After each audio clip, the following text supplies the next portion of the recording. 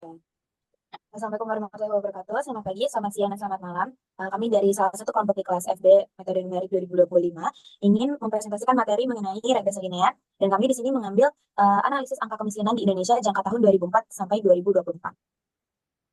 Baik saja, tanpa kita memperpanjang waktu, mari langsung saja kita ke presentasinya.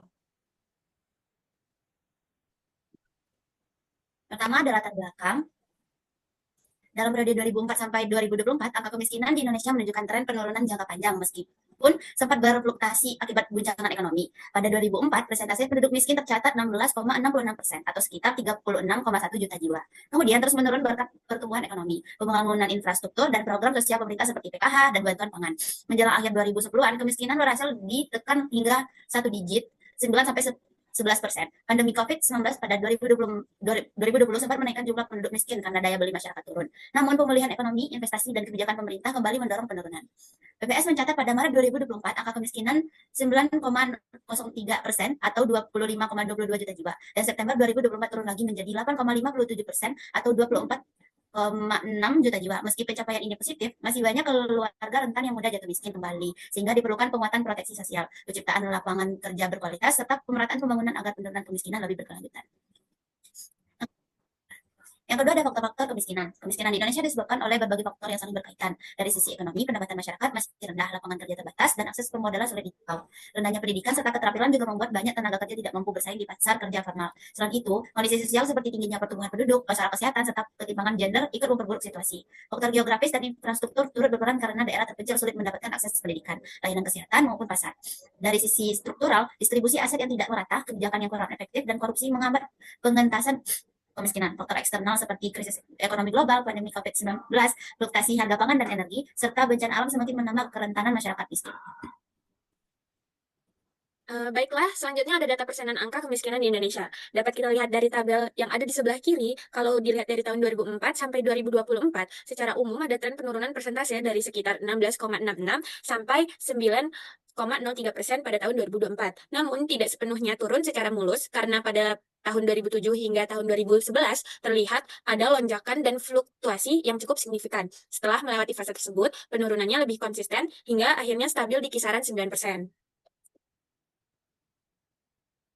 Oke, selanjutnya grafik angka kemiskinan di Indonesia. Pada grafik yang di sebelah kiri didapatkan model regresi linear, yaitu nilainya sama dengan 0,018x ditambah 36,811. Nah, dari nilai tersebut kita juga mendapatkan koefisien determinasi senilai R kuadrat sama dengan 0,8928.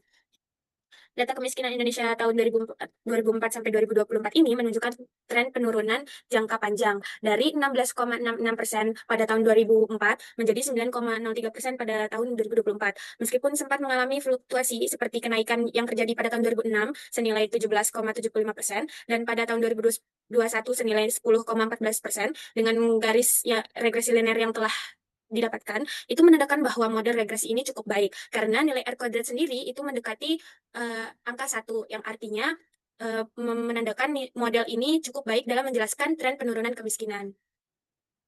Mas, tidak apa-apa.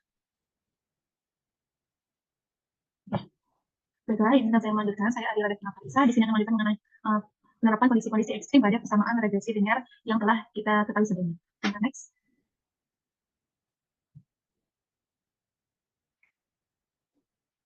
Oke, yang pertama kita dapat memproyeksikan bagaimana angka kemiskinan Indonesia Mas 2005 dengan memanfaatkan regresi linear, yaitu Y sama dengan 0 minus 0,118x ditambah 36,811. Kita dapat memproyeksikan bagaimana angka kemiskinan di Indonesia pada tahun 2045 dengan menginput nilai X yang kita inginkan itu 2045. Jadi Y sama dengan minus 0,018 2005 ditambah 36,811. Nah, Y yang kita dapatkan itu bernilai 0,001 atau bisa kita buat persen menjadi 0,001%. Nah, kondisi ekstrim yang sudah kita terapkan pada persamaan regresi kita digunakan untuk mengetahui bagaimana kondisi kemiskinan di Indonesia pada tahun 2045, yaitu pada genap 100 tahun Indonesia berdiri. Dari hasil proyeksi yang sudah didapatkan, angka kemiskinan pada tahun 2045 akan hampir 0 atau sekitar 0,001%, atau bisa dianggap bahwa secara statistik kemiskinan di Indonesia akan hampir terhapuskan. Nah, pada hasil regresi yang sudah didapatkan ini selaras dengan harapan pada konteks Indonesia Mas 2045, yaitu diharapkan kemiskinan diproyeksikan hampir habis. Dan juga dari koefisien determinasi yang R kuadrat yang telah didapatkan, menunjukkan penurunan yang konsisten, bahwa ada korelasi kuat bahwa dari tahun ke tahun, kebijakan pembangunan mampu menekan angka kemiskinan. Dan jika tren ini konsisten, maka cita-cita Indonesia Emas dengan kemiskinan mendekati nol bisa diprediksi secara kuantitatif dari data yang telah kita beritahukan. Bisa next slide.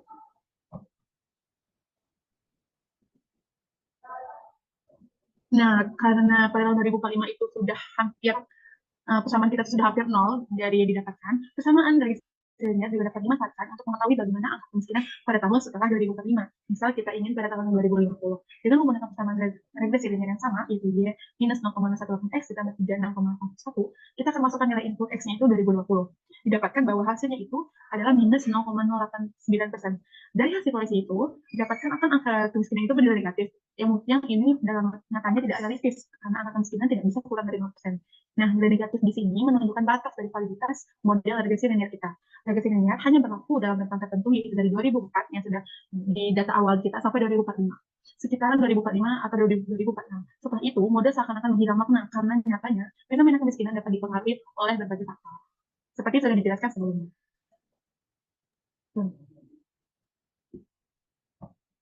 Sebelumnya saya akan perkenalkan, saya Syarifah Gila Arsya. Saya di sini akan menjelaskan tentang kondisi ekstrem yang pertama, yaitu saya menggunakan persentase penduduk miskin di Indonesia tahun 2004 sampai 2024 berdasarkan sumber BPS.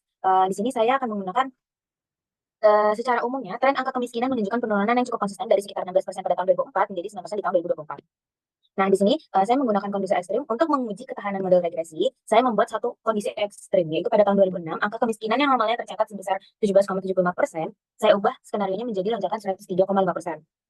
Dengan demikian, angka kemiskinan pada 2006 menjadi 36,1%, dengan perhitungan 17,75 dikali dengan 1 ditambah 1,305.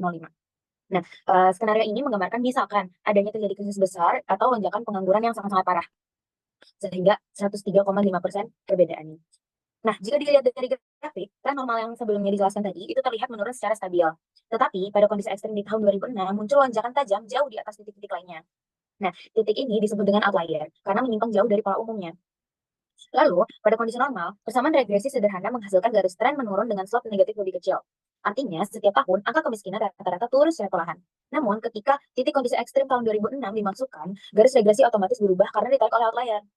Perhitungan prediksi di tahun-tahun berikutnya itu juga menjadi lebih bias. Nah, apa sebenarnya yang diubah? Yang diubah itu hanya satu titik data, yaitu di tahun 2006. Persamaan regresi tidak diubah secara manual, tetapi berubah secara otomatis ketika titik ekstrim dimasukkan. Nah, perubahan satu titik saja itu nggak cukup mempengaruhi nilai R kuadrat dan arah garis tren. Oke, dari kondisi ekstrim ini, kita dapat simpulkan bahwa regresi linear sensitif terhadap outlier. Oleh karena itu, pengujian dengan skenario ekstrim penting dilakukan agar kita tahu apakah model cukup robust atau justru perlu metode lain seperti regresi robust atau analisis time series. Boleh lanjutkan slide selanjutnya?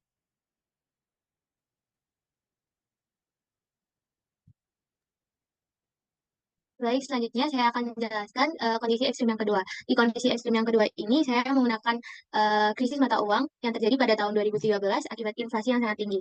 Dalam skenario ini, angka kemiskinan yang seharusnya awalnya adalah 11,37%, kita naikkan menjadi 18,37%. Di grafik terlihat jelas ada lonjakan tajam yang menyimpang dari tren normal, yang sebelumnya cenderung menurun. Perubahan besar di satu titik ini membuat garis regresi ikut terpengaruh. Kemiringannya berubah dan nilai R kuadratnya turun. Hal ini menunjukkan bahwa adanya kejadian luar biasa seperti krisis ekonomi bisa langsung mempengaruhi angka kemiskinan dan juga membuat hasil analisis regresi kita menjadi kurang stabil karena tidak lagi mencerminkan tren yang sebelumnya turun. Baik, untuk kesimpulan pada presentasi kali ini adalah yang pertama, angka kemiskinan Indonesia menurun signifikan dari 16,66% pada tahun 2004 menjadi 9,03% pada tahun 2024. Yang kedua, terdapatnya fluktuasi pada beberapa tahun di tahun 2006 dan 2021 akibat faktor krisis atau eksternal. Selanjutnya untuk model regresi linearnya adalah R kuadrat sama dengan 0,8928 yang menunjukkan tren penurunan yang cukup kuat. Dan yang terakhir, perlu antisipasi kebijakan agar penurunan tetap berlanjut meski ada guncangan ekonomi. Presentasi yang kelompok kami sampaikan, terlebih dan kurang kami mohon maaf apabila ada kesalahan. Terima kasih atas perhatiannya dan sampai jumpa di lain waktu.